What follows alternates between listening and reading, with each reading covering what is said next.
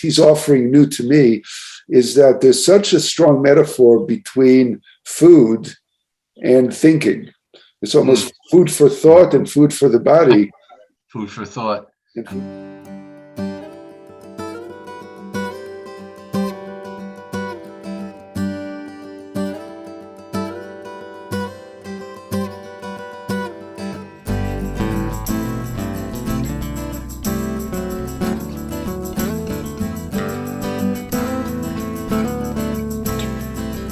Commentary by the Meah Shiloach.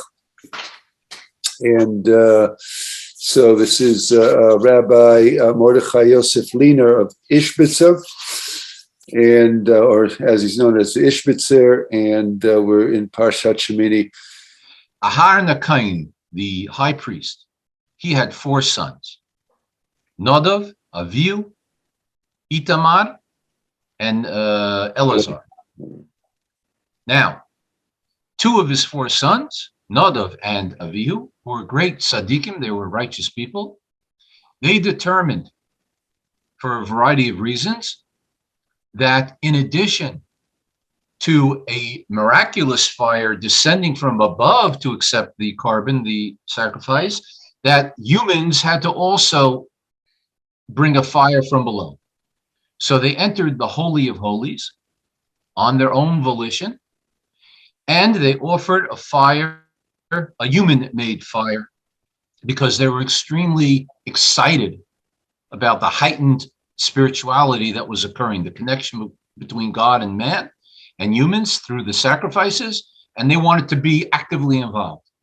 They went in, they offered their own fire. They made a horrible error of judgment, and their souls are removed from them, they are killed. So what started out as a wonderful, joyful occasion, the beginning of the service of the tabernacle, turned into tragedy. They were both burnt by the heavenly fire. And correct. Now, that's part 1 of our story. Their father, who was in charge of bringing the sacrifices, was now plunged into a state of aninus, of mourning. But because he was the high priest, and his 2 remaining sons were included in that category for this period of time, they were supposed to bring the sacrifices, even though they were mourners. However, there was one sacrifice that he refused to bring. He determined that he would not bring that sacrifice, a Rosh Chodesh sacrifice for the new month. When Moses saw that Aharon the Kohen, his brother, did not bring the special sacrifice, he became angry. A conflict, a argument ensued with each presenting their reasons, the 2 brothers arguing about whether or not he should have brought that particular sacrifice. We're going to be touching on this argument in this piece today. But what we're reading is chapter 10, verse 16. And then if you want to follow in the Hebrew, and then there's also translation of the text, so that can be found on our source sheet. And then the way you would find the source sheet, you go to our website and you go to Jewish Resources and you click on Parsha Videos. And let's go there. And you'll see there's the source sheet of today's lesson, and the pasuk is there. And this is a commentary by Meah Shiloach, both in Hebrew, and there's also English translation and explanations. So please feel free to do that. While you're on the website, feel free to also explore the other programs that we offer here at Hebrew Learning Circles, and most especially go to the page that talks about Bar and Bat Mitzvah, and explore our simple, that meaningful Bar and Bat Mitzvah. It's actually a new package, and you can find out the details here. It's a great program. If you'd like to join this discussion live and remain for Q&A at the end, there's an opportunity to do that. You can go to meetup.com, where we set up a group, and you'll find weekly Parsha and Chassidut, Spirituality Online. Wednesday mornings, that is the name of the group. And you just go into that group, and then you can be participate live in this lesson and remain for Q&A at the end. And finally, we ask that you like, subscribe, and remain in contact with us. So the Ishbitzer starts by bringing it the quoting the pasuk, and the sin offering, the goat for the sin offering. Moses has inquired, and the point is that the word darosh darash is a repetition. There's a doubling of the word to inquire, and typically, literally, what that usually indicates is that it's an emphasis, that it's said in a strong manner, in an emphasized manner. But obviously, there's more, and the Ishbitzer will take us there. Typically, when there's a redundancy in the Torah, we know that there's some deeper lesson to learn there. And the Ishbitzer continues, Inyan Hashnei Drishot. The matter of the doubling of the word inquiry, Kinyan Remez Shemeramez Bagmara, is like a hint that we find in the Gemara, in the Talmud. It's in Sanhedrin, page 106. Al Doag B'Achitofel, Shelamdu Shalosh Meot Halachot Psukot. It's about these two characters, Doag and Achitofel, that they studied 300 rules or halachot, laws, במגדל הפורח באוויר, in a tower that is floating in the air. That we're talking about two biblical figures, Doeg and Achitofel. They were bad guys. They started off as seemingly good guys, but ended up being bad guys. They betrayed King David in different ways, and they are brought out as examples throughout Talmudic and rabbinic literature as the epitome of people who were very, very smart and intellectual, but unfortunately, their personality traits defeated their intellect, and they ended up with sad and bad endings. Mm-hmm. However, the rabbis stressed that they were really, really smart. Mm-hmm. And they were so smart that they could take one very minute issue of Jewish law and expound on it in 300 different ways. Mm-hmm. And here the Talmud brings an example of where they're talking about a migdal. Now, here a migdal does not mean a castle, which it might in some contexts mean. It means basically a cup cabinet, which is detached from other cabinets. It has to do with the laws of ritual purity. We're not going to even go there. But they were able to determine 300 laws from this one issue. Now, the Ishbitzer is going to connect that to the letter Lamed, which, like this detached cupboard, the letter Lamed is a letter which is sort of detached and has, it goes above the line. Right. It goes above the line. It's the only letter in the Hebrew alphabet that stretches above the rest of the letters. It has a tower. It actually has a little, it has a tower that goes up. And when they talk about a castle or a building that's floating in the air, so the Lamed has that shape of a roof that's floating up in the air. Ki haot lamed mora al yishuv hadat. As the letter Lamed teaches us about a settled mind, or you could say, a settled mind or a rooted mind. Beseder b'chol mitzvot lo ta'aseh. And it hints to the order of all the mitzvot of the negative mitzvot, the prohibitions. Im kol hasfekot shnolad b'halavin ha'elu, with all the doubts that come with them. and they were able to weigh very carefully opinions of Jewish law. Mm-hmm. And so I think possibly, and in order to do that, one requires yeshiva hadas, a settled mind. Maybe like you need a solid, like a grounded intellect, because we were learning that their intellect was not grounded, was all over the place, right? There was like a sophistry. I think what he's saying here is that because Moses and Aaron had an argument on a mitzvah of how to do a sacrifice, and there was a doubt, right?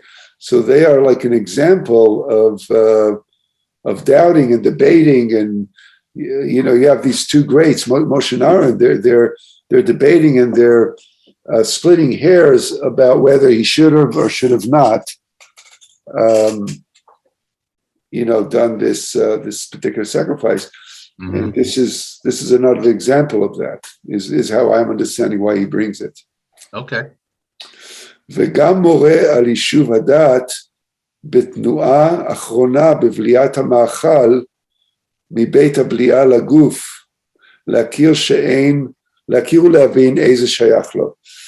And it also shows, because of the shape of the lamed, because it's kind of like it's a long line that goes from top to bottom, and it's a little bit like it has the shape of the swallowing tube, the esophagus, and so he's saying, יישוב הדעת בתנועה אחרונה בבליעת המאכל מבית הבליעה. It shows how the food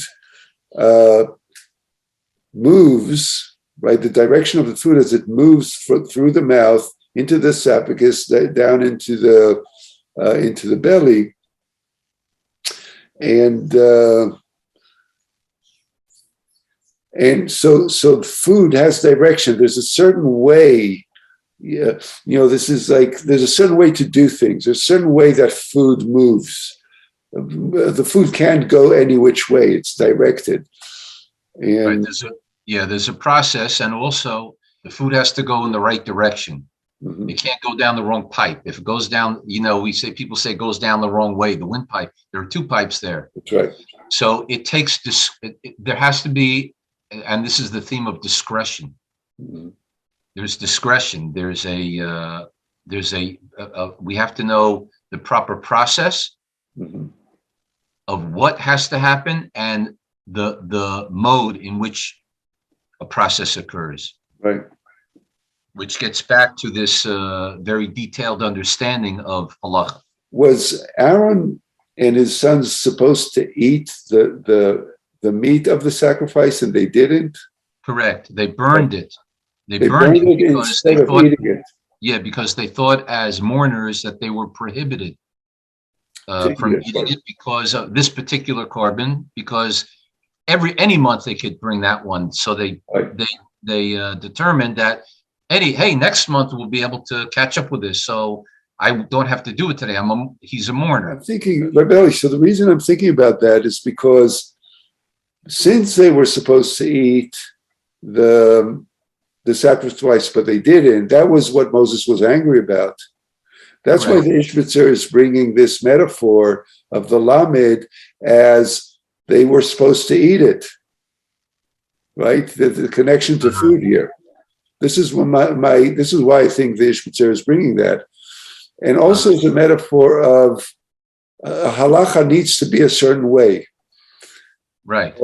And the tension here between, I think where it's going to go is that darosh darash is you can drash in one way and you can drash another way. So how do you do halacha? How do you know what the way is? Right. This is a little bit where I think he's going with this. Yeah. Let's see. Let's explore it. Very good. I like what you're saying. So he's saying with Achitophel and Doeg and Achitophel. I didn't say that right. Doeg and Achitophel. It's a little bit of a tongue twister there. So he says what the Gemara is bringing is two things. It's about the the Lamed is teaching us two things. It teaches us one about, how do you handle doubts about a mitzvah that it's a prohibition, which is a severe thing. It's a mitzvah that's maybe not a prohibition, but it's a mitzvah ta'aseh. So, you do it or you don't do it, but with mitzvah lo ta'aseh, you basically your sin, right? You don't want to transgress. There's more of an edge here. Mm. And he says, when there's a doubt, how do you, the Lamed shows you that because like dog and achitofel, it has a high ceiling, you get into doubt all of a sudden. It's like what's supposed to be a settled thing. You start, you're not sure. Mm-hmm. And the other thing is about food as a metaphor for there's one way to swallow food. There is a settled way. There is a halacha, right? Right. If it goes the other way, it's a problem. If it goes down the windpipe. Yeah. So what's interesting, from one letter, he took two different meanings. Where am I? Yeah, this is what he told Aharon. This is what Moshe told Aharon in his argument. So what is he telling him? He's telling him, Im shamata bekodshei sha'a, lo shamata bekodshei dorot. And what is this? What is the Gemara here saying? He's quoting a Gemara. So Moshe Rabbeinu is saying, you're making a distinction, Aaron. You're making a distinction between permanent sacrifices and temporary sacrifices, right. When Moshe Rabbeinu heard this, actually, he's not going to say it, but it's important to know the end of that argument. By the way, the end of the argument was that when Moses heard this explanation, he agreed. Mm-hmm. He admitted. At first, he was angry. Why didn't you eat it? But then when Aharon finally explained to him what it was all about, he agreed. And he said, you're right. I forgot. Right. I knew that, but I forgot. And of course, he forgot because he became angry, which is another aspect of what we're going to. I see. I don't know if he's going to get into the anger part of it, but we'll see. Yeah, but never mind. But that's interesting. But what Aaron is doing is being a little bit like Dog and Achitophel, because he's splitting hairs and he's showing how it was justified. And Moses accepts it. And I think what's good, and what we read that in the Parsha. Moses says, okay, in the end, right? They have the discussion. The way it ends, just for our listeners, they should know, it's if you read the Parsha, in the end, the way it's resolved is Moses acquiesces. He says, okay, I accept your explanation, and it's okay. So, but I think what he's saying, is Im shamata bekodshei sha'a lo shamata bekodshei dorot, he's saying like Aaron is being splitting hairs here. וזה שנאמר דרש משה שהשיב לו אף שדרשת כל צרכך מכל מקום אין להקל בקודשי דורות. Right. That was his Havamina. That was what he thought. He thought, I know, but still, why are you making light of these other sacrifices? I see, okay. וזהו סמיכות הפרשיות אחרי רואו כי בניו נענשו לפי שרצו להסתכל בנסתרות ועתידות. And that is why, that makes sense in the context of this coming right after the death of Aaron's two sons. And why were they punished? They were punished, according to this, because they wanted to look ahead into the future. They were going to a mystical place that was not appropriate for them. One of the explanations of why they went in there was they wanted to experience a very high-level mystical experience, which was above their pay grade, so to speak. And he's saying, you're telling me, you're making up reason. You're telling me philosophical reasons why you feel that you shouldn't have brought that. That's like looking into the future. It's above your pay grade. Yeah. Just bring the carbon. That's right. Right. So you could say that maybe, it's the Naaseh v'nishma. paradigm. We will do, and then we will understand. Maybe the sons of Aaron, Nadav and Avihu, they wanted to know. They wanted to know more than they were supposed to know, instead of just doing what the instruction was. They were basically killed because they offered a sacrifice that was not instructed. Right. They began created. So they're also like Doag and Achitophel. They're also finding ways to justify, and like he explained before, the rabbis try to parse out why did they, and they, were they holy or were they bad? Were they good? Were they bad? Some say they were actually holier than, they were greater than Moshe and Aaron, etc. So they go into the whole thing. But the point is that as great as they were trying to go into an area of the sacred that was not for them to have. And, and the heavens disagreed. Right. So this is about the halacha here. Do it the way it's instructed. And this is the tension here between, do you do it the way it is instructed, or you bring your own mind into it and reason, maybe yes, maybe no, I have a reason. I think that's the tension he's talking about. Yeah.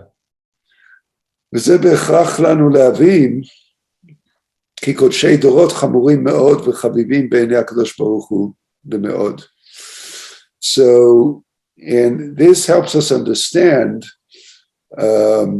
or this demands that we understand that the regular sacrifices, the kind of the long-term regular sacrifices that we do by rote, is desired by the Holy One. The heavens desired us to, you can say, follow blindly, exacting. We can be careful. Yeah, discerning. לכן אינו נכון לאכול. ואחר הצער גדול שהיה להם ממיתת נדב ואביהו, על ידי זה זכו וניתן להם הבדלות ממאכלות אסורות. Oh, wow. It appears to me from this punchline over here, from the ending, that he's saying that Aharon HaKohen was actually correct. And as we learned, Moshe Rabbeinu ultimately agreed that he was correct not to eat it, not because he was necessarily in a state of mourning, but because of the holiness. So Aharon HaKohen was really saying that, no. I want to show you something. I'm trying to show you the specialness. Yeah. So special and so holy that I'm not going to be able to eat it today. I'll have to wait till next month. Okay. And as a result of this Yishuv Hadas, of this settled mind that Aharon was able, even though he had just suffered a great tragedy, he had the presence of mind to figure all this out and to teach the Jewish people this lesson. As a result, says the Ishbitzer at the end here, the Jewish people as a whole were Zeicha, they merited to be given what happens after this. They're given all the rules of kosher and non-kosher animals. What is permitted, they're taught what is permitted and what is not permitted. Right. But are they giving that because they need it, because of this weakness that Aaron is having, or are they giving it? I don't get the zchut here, or the zachu, or are they giving it as a reward, or as an extra step, or extra mitzvah, to do even more? I'm not. I think I'm not sure. I think as a zchut, he says zachu, because in Aharon's merit, because he determined what's permitted and forbidden. You could have easily thought that he should eat the Rosh Chodesh korban, but he figured out that it's usher because he had a reason he could bring it later. So as a result of that, and this gets back to the beginning about determining in the Lamed and how do you figure out halachas, what's permitted, what's not permitted. That's so simple. Right. And because he had the presence of mind to figure that out, the Jewish people are now given all the rules of what's permitted to be eaten and what's forbidden from Mhm. being. To me, it looks like they had a rule around needing to eat the sacrifices in a very particular way. The Torah goes into at length into eat it in the in the sanctuary. Only you can eat it. There's a lot of rules about eating. It's very, very specific. And these sacrifices get eaten, these don't. Right? It's a lot about, by nature, the sacrifices have a lot to do with food. So it's about the kind of practice of holy eating, holy offering. This is offering food to God. Some of the food we take ourselves, not everybody, just the priests, just the people who are designated, this whole thing. And it looks to me that maybe they basically failed. They got one simple rule. It's almost Adam B'chava, They get one simple rule and they fail, so they go out into the world, right? It seems to me that maybe the Ishbitzer is saying, basically they got a simple rule, they failed, and now they get all these other rules about eating to kind of be a buffer, to help them, like Okay. That's interesting. We're taking opposite yeah. lessons. Hey, Elu ve'elu divrei Elokim Yeah. Chaim. It all works. And, this is like a Harna Moshe, Lahavdil. Well, Everyone has their reasons, what's funny. I love the Ishbitzer, and often the Ishbitzer's commentary is just so clarifying. Here, the commentary is more complicated than the source material in some way. Yeah, and I just want to say that he ends with the koshers, and it reminds me that the Lubavitcher Rebbe, in a sikha, in a famous talk that he gave early on this parsha about the kosher rules, he says that one of the metaphors, one of the reasons why a kosher animal chews its food twice, re-chews the cud, that's a sign of a kosher animal. He's saying because a person needs to have yishuv das. He needs, and so the Rebbe said that the point of a kosher food is that you chew it, and then you bring it back up, think about it, and chew it again. Yeah. And that's what the whole piece is saying. So it's beautiful that the whole thing about the darash feeds right into koshers. Yeah. For me, the main point is he's saying that a person has to really be mindful. Again, it's mindfulness. A settled mind is not an easy thing to attain. And he's saying here, without a settled mind, even you could be the biggest genius in the world. Yeah. And it's not going to help you. I would call Yeshuv Adad, it's just come to me, is like rooted in mindfulness. Yeah. Not even mindful, it's rooted in mindfulness. Your life, what you're doing is kind of rooted in that. I think about it 3 times, 4 times. Darosh darash. I before I act, I really contemplate. It seems like the Yeshuv Adat, the rooted in mindfulness, is really the center of this teaching. He kind of arrives at it surprisingly. And also, I think what's kind of the chiddush for me, I haven't really thought about what he's offering new to me, is that there's such a strong metaphor between food and thinking. It's almost food for thought and food for the body. Food for thought. And food for the body, and that they work in the same way. Like there is a right path for food, and there's a right path for thought. Not that we always, it's okay to be wrestling with it. Dalash darash, we're looking for the path, but there is a right path. There is a particular way that, that we're fed, and there's a particular way that we need to organize our lives around it. This is a way to do it. I mean, there's many ways to do anything, but there's one way that's connected to the holy. That's my takeaway. as much as I can do now. Maybe if I keep digesting and keep meditating, I'll have more later. So thank you, everybody, for joining us today for this lesson. And please like, subscribe, and come back next Wednesday. Shalom for now.